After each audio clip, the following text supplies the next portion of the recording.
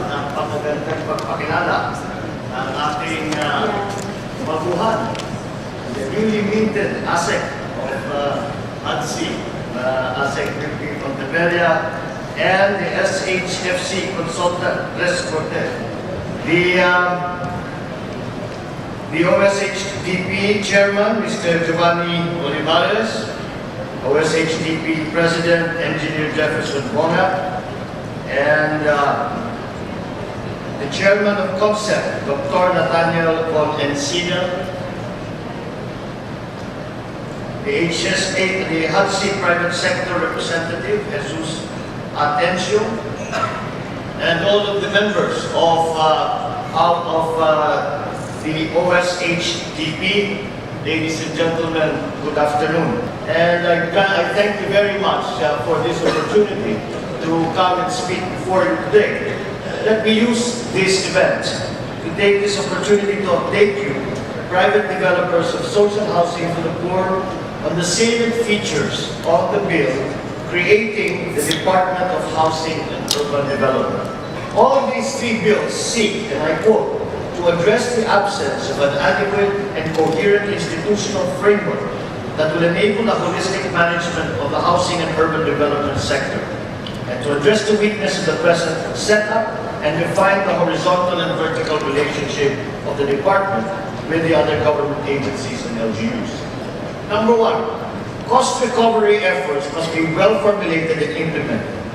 Historically, housing projects were carried out by national government agencies which had encountered very many problems. Other than having very high overhead costs and major reblocking issues, NHA, for example, had poor collection performance. Despite low cost recovery efforts, however, microfinance institutions have shown from their experience that the poor can save. And given appropriate social intermediation and properly tailored collection schemes, they can likewise repay their loans. Number two, private sector participation can contribute significantly. In fact, I will go further. I would say that private sector participation is necessary to the urban plan to alleviate the problems in urban poor housing. Despite the increasing demand for housing for the poor, there is little or no participation of the private sector in this activity. This is partly due to the fact that the private sector cannot compete with the subsidized interest rates that the government charges through its programs. But government subsidy is just not sufficient to make public housing affordable to most poor families. It is therefore necessary to encourage the private sector to actively participate in the pro-poor housing projects, not only in providing the basic utilities, but also either as developers of complete sites in fulfillment of the UDHA requirement to develop 20% of the total number of housing units for socialized housing. Number three, community participation is crucial in urban housing and redevelopment projects. A major repeatable lesson in urban housing projects is the involvement of the community.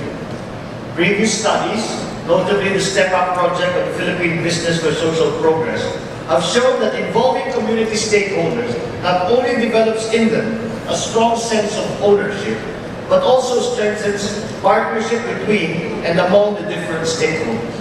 It demonstrates that people are willing to pay for services and to pay back housing loans through well-managed community coaching and advocacy. To promote active community participation, housing issues and concerns, as well as problems, have to be identified and holistically addressed within the broader context of urban development. Number four, institutional reform and capacity building should be improved.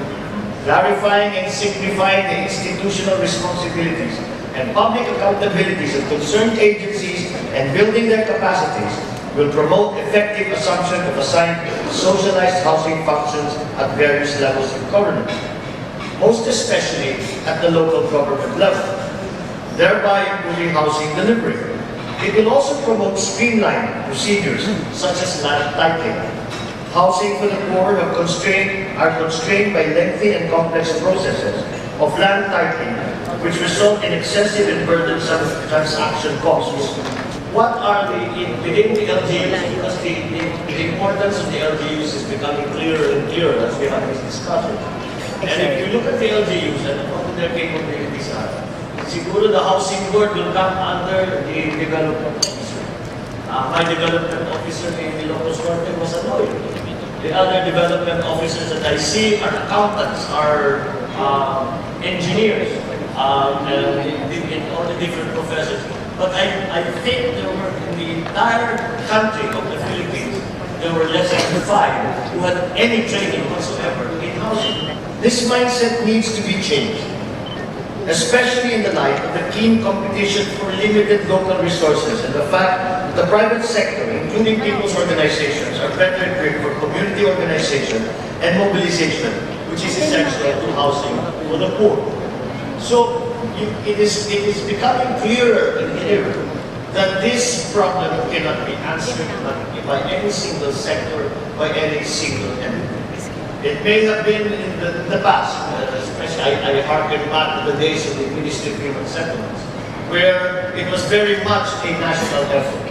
Well, things have changed, and we cannot change them back to what they used to be, so we have to face the conditions that are present in the context that we find ourselves in now. And that is the situation. Number 5 of the conclusions that we have arrived at. Government housing loans are designed for home ownership, and this usually involves large amounts of long-term mortgages. This works well for middle-income households, but not those with low income, whose conditions limit the amount that they can borrow, as well as the length of time given to them for repayment.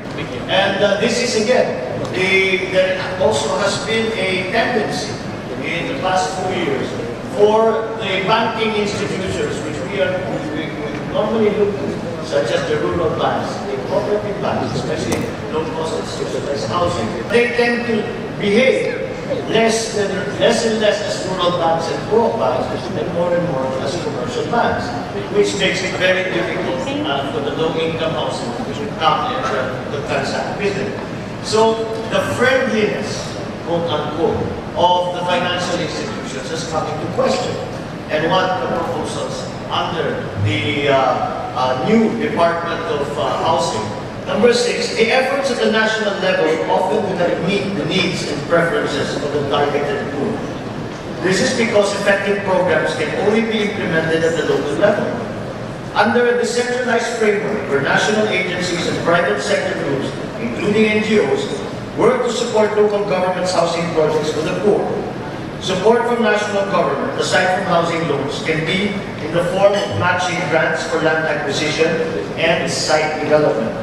Under this scheme, local governments identify and acquire the land where low-income housing is to be built, and national government provides grant funds or subsidized funds for the development of the site. Because the local government does not have, again, the technical capability or the required funding for site development. Construction of the houses can be either through NGOs, such as Gawad Kalinga or Habitat for Humanity, or by private developers. Number 7, housing units are getting smaller and smaller. Since the passage of PG 957 and BP 220, the minimum lot sizes and floor areas of socialized and low-income housing units have grown smaller and smaller. The minimum lot area allowed by BP 220 for single detached dwellings is 64 square meters, 48 square meters for doubles, and 32 square meters for row houses. For the house itself, the current minimum floor areas are 22 square meters for economic housing and 18 square meters for socialized housing. As you can see, the evolution of the thinking in terms of housing is really away from the idea that all we need to do is to build a structure in which people can live. What we need to do is to develop communities. And to develop communities, we have seen this in many instances around the country where the resettlement, let us say for in the government one, like the North Rail, the South Rail project, or the resettlement by the LGUs have not succeeded because they have been transferred from one place to another. Immediately there are homes there, but they cannot get work. The children cannot, there is no school for the children. There is no place to buy groceries. There is no place to have the normal activities of your household carried out. And therefore, what do the people do? They move back out and find a more suitable area. We are presently to give you a report of how we are doing on the creation of the Department of Housing. I can tell you that I am the committee in the Senate, and all the committees in the Senate and in the House of Representatives have been working on this creation of the Department of Housing solely to the extent that we have recognized that all the other bills that have been filed in the House that concern the housing sector can be even better implemented if we have the Department of Housing. So at this point now, we are done in the Senate with the hearings. We are moving to the technical working groups. Your organization has been consulted already by HUDCC, and I invite you to continue to send us all your suggestions, all your observations, and all your inputs, because it is absolutely necessary that this partnership be established, and that we need to know from you what kind of structure the Department of Housing will take, so that the relationship between the OSHDP and it will no longer be HUDCC, it will be the Department of Housing. What that relationship will look like, how you would like it to be, so as to be able to assist you in as many ways as we can, so that we can, as I say, feel a multiplier effect or a synergy from all the efforts as we put it together. But I really am confident, because we are now approaching the end of August, and we are going into technical working groups. Siguro pag-usapan namin ito ng buong September. By October, may report out na dito sa Senado. I think the House is in the same situation.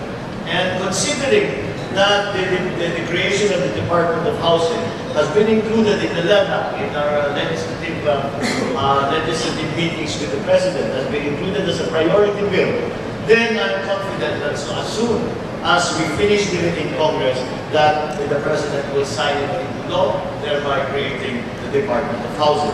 And we hope that with that structure, we can, it is a large first step, and it is a very important first step, but it is a first step.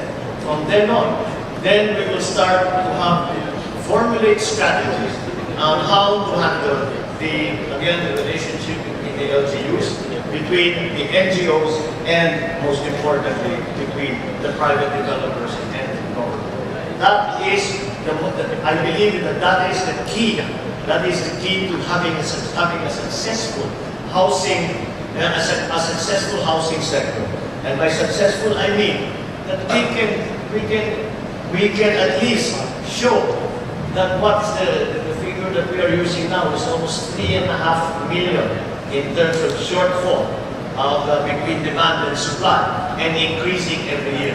First of all, the first thing that we have to do is to stop that increase every year. And secondly, to start disposing of what has been the shortfall that has been collected and accumulated over the last, I would say, decades. And so it is a big job that we have ahead of us. And that is why it is so important that we work together. As I said at the very beginning of my talk, we cannot do it in government. The idea that we had before, that national government will do everything, is no longer applicable in the way that our government structure is, in the way that the housing sector is organized. But so we look to, again, the partnership between the NGOs, the LGUs, the private developers, and the national government. It is only in this way, by working together and finding a good working relationship, that we will maximize and hopefully then see the beginning of the end of the housing problem in the Philippines. Thank you.